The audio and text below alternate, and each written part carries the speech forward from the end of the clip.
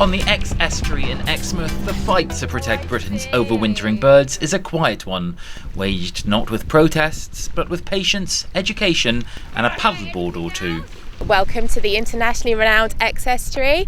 The body of water behind us is Exmouth Wildlife Refuge. It's marked from here, where we're standing at the Imperial Recreation Ground, up towards the Red Cliffs of Lynston using yellow marker buoys. The Wildlife Refuge is incredibly important for our overwintering birds, which are starting to return now. Exmouth Wildlife Refuge is active between the 15th of September and the 31st of December. So we're right at the beginning of that really exciting migratory period. Wildlife warden Sama is part of a small team from southeast Devon Wildlife, working to protect these fragile feeding grounds. Each autumn, dark-bellied brent geese travel more than 3,000 miles from the Siberian Arctic to winter here, joined by widgeon and other wading birds that rely on the estuary's rich eelgrass beds to survive. As a wildlife warden, our role involves encouraging people to connect with nature.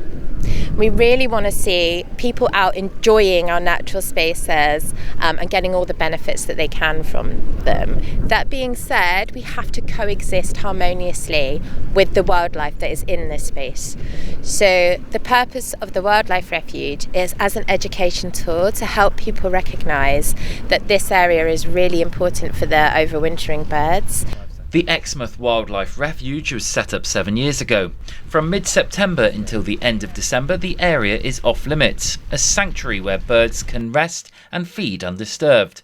But enforcing that boundary isn't about confrontation, it's about conversation. Would you like to have a look through the binoculars? Whether out on the water or manning information stands, the wardens rely on education rather than enforcement. I feel so blessed to be a wildlife warden. I'm quite new to the role. I started in January this year, and getting to be outside talking to people is just one of the best jobs ever, because my background's in conservation, so I had the opportunity to learn a lot about our wild spaces and why they're really important and why we need them in our lives in order to protect the planet.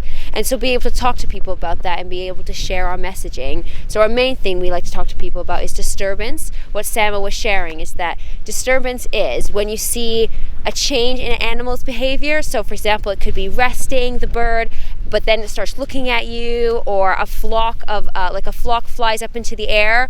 So people don't realize that can have a really big impact on both the individual and the population as a whole. So for example, if the birds are trying to rest and feed in our wildlife refuge, which they are, if someone comes and walks along and is within the wildlife refuge, they could be, all the birds can fly up into the air multiple times an hour, and then they're going to have absolutely no time to be able to rest and feed and bulk up for the big migration back to their breeding grounds. So being able to tell people that and sharing about all these important wild spaces is just a really amazing job. Monitoring by the British Trust for Ornithology shows just how serious that can be.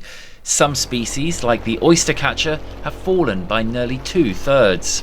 We monitor the wildlife here by performing bird counts. So we're looking at a number of different species and the number of birds within the refuge in comparison to where people are and human activities.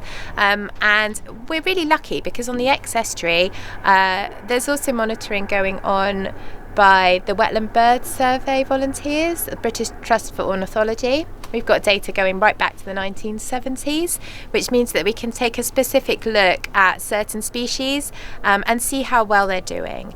There are a number of different species that we're concerned about on the Exe. Almost all of our wading birds are in decline. Oystercatcher, which we've just been looking at this morning, have declined by nearly 2/3. So a lot of these birds are already under stress, and what we're trying to promote here is just giving birds the space to rest and feed undisturbed while they're here over the winter.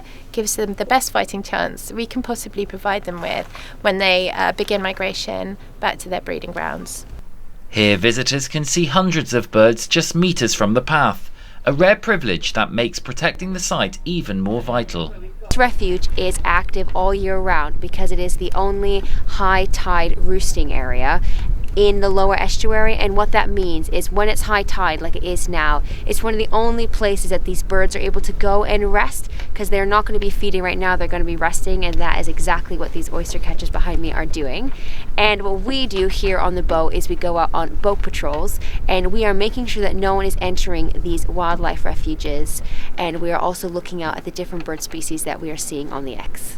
Those quiet successes matter to the people who make them happen.